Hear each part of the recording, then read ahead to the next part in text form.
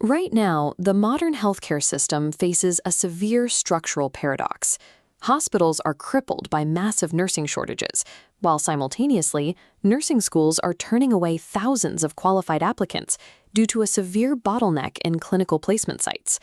The traditional, siloed approach to nursing education treats clinical placement as a mere transaction. Hospitals begrudgingly accept students, and universities send them to the floor with minimal integration. This structural isolation fails to produce practice-ready nurses, driving up orientation times and turnover. However, a select group of hospital-university collaborations are completely reversing this trend. By overhauling their educational pipelines, these institutions are retaining new graduates and saving tens of millions of dollars in turnover costs. This data table illustrates the results of specific clinical integration models in Kentucky and New York. By comparing baseline hospital metrics against post-intervention results, we see a massive $47 million cost avoidance generated entirely through a 90% new graduate retention rate. Looking down to the agency staffing costs row, the operational impact becomes even clearer. In just 2 years, reliance on expensive temporary staffing dropped by 33%, from $2.4 million down to $1.6 million, generating $1.2 million in net savings. These financial and clinical outcomes are not lucky anomalies. They are the direct, measurable results of engineered pedagogical frameworks designed to align educational output with hospital demand. The mechanism driving these results is the Formal Academic Practice Partnership, or APP. An APP is a formalized relationship between a nursing school and a healthcare facility, designed to integrate educational training directly into the clinical workflow. An effective APP requires universities and hospitals to move past transactional student placements. Both institutions must share faculty, pool financial risk, and merge their governance structures. To understand how to fix the nursing pipeline, we have to reverse engineer this financial data to uncover the underlying structural and pedagogical blueprint that makes it possible.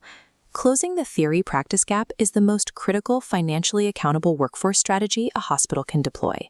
The data proves it is entirely solvable. We begin the architectural deconstruction of the APP at the absolute top level of hospital and university leadership. Organic handshake collaborations inevitably fail. Power imbalances, defensive attitudes, and transactional mindsets between academic deans and clinical executives create friction that stalls meaningful integration. The structural antidote is a Memorandum of Understanding, or MOU. An MOU is a legally binding document that outlines the specific parameters, shared success metrics, and resource allocations between the two institutions. A requirement of this MOU is the creation of joint appointments. Under this model, nursing faculty serve simultaneously as educators for the university and clinical leaders on the hospital floor. Embedding academic researchers directly into the hospital hierarchy forces a unified culture of evidence-based practice. It replaces theoretical abstraction with applied clinical science. This is heavily driven by the deployment of the nurse scientist. A nurse scientist is a dedicated liaison who conducts research within the hospital setting and translates academic findings into immediate, actionable quality improvement initiatives. Without this legally binding, shared governance macrostructure, any downstream pedagogical innovations on the ward will ultimately collapse under operational friction. Analytical, we can see the impact of nurse scientists directly in the patient safety outcomes of an Alabama medical center. This line chart tracks hospital-acquired pressure injuries, or HAPIs, localized damage to the skin or underlying tissue caused by prolonged pressure. The chart shows the injury rate plummeting from a peak of 2,000 yearly cases down to a flat line of under 10 per month. This 95% reduction was achieved specifically by combining academic research methodologies with the daily workflows of the clinical teams on the floor. The hospital's savings generated by these safety initiatives then provided a secondary financial benefit, the establishment of a faculty practice plan that funds 6 full-time academic positions. This arrangement allows doctoral students to lead targeted safety initiatives. It shifts them from passive learners to active operational assets, investigating the root causes of clinical errors. Integrating faculty into hospital leadership is a high-yield investment. It slashes the costs associated with preventable issues and generates the capital required to fund its own existence. Moving down from the boardroom, we reach the physical hospital floor and the second architectural layer, the Dedicated Education Unit, or DEU. A DEU is a clinical ward purposefully designed to integrate nursing students into the patient care team using specialized preceptors. Traditional clinical rotations scatter students randomly across multiple wards.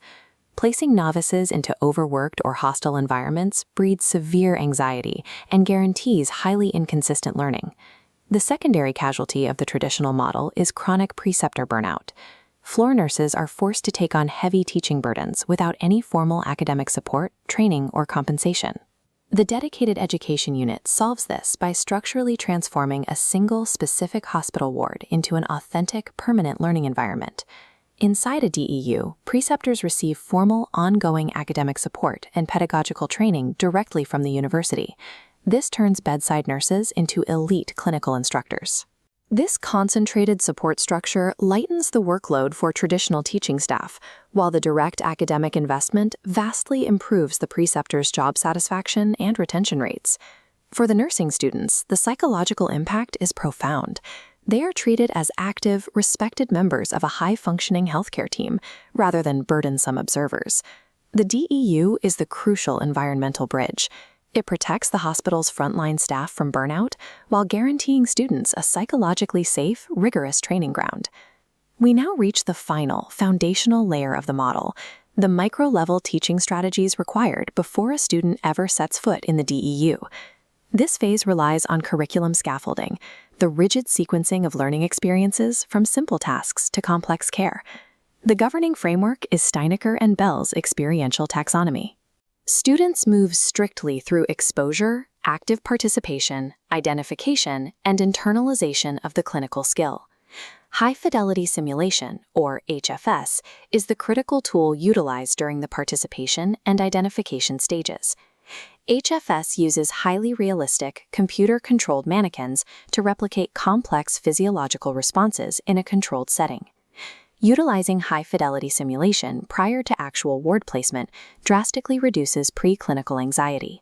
It safely builds pattern recognition, allowing students to experience deteriorating patient scenarios without risking human lives. Without rigorous simulation-based scaffolding, students enter the DEU as liabilities. With it, they arrive as highly calibrated, confident assets ready for advanced integration. The efficacy of simulation is entirely dependent on how instructors structure the debriefing. Instructors manage this using the clinical pause technique. A clinical pause is a deliberate halt during a high-fidelity simulation, stopping the scenario in real time to allow instructors to assess the student's thought process. The clinical pause forces students to articulate their clinical judgment and contextual thinking immediately. This real-time correction is far more effective than relying on remote recollection hours later during a post-clinical conference. Once the student transitions from the simulation lab to the foundational stages of the DEU, these collaborative problem-solving skills must be sustained on the floor. This is achieved through the use of peer dyads. A peer dyad is a collaborative learning structure where two nursing students are paired together on the ward. This makes cognitive processing a shared responsibility and drastically reduces the immediate demand on the clinical preceptor. Combining the clinical pause with peer dyads creates a compounding effect. It accelerates the student's transition from novice to competent practitioner, while simultaneously shielding the hospital's human resources. Isolating any single element of this framework will result in systemic failure.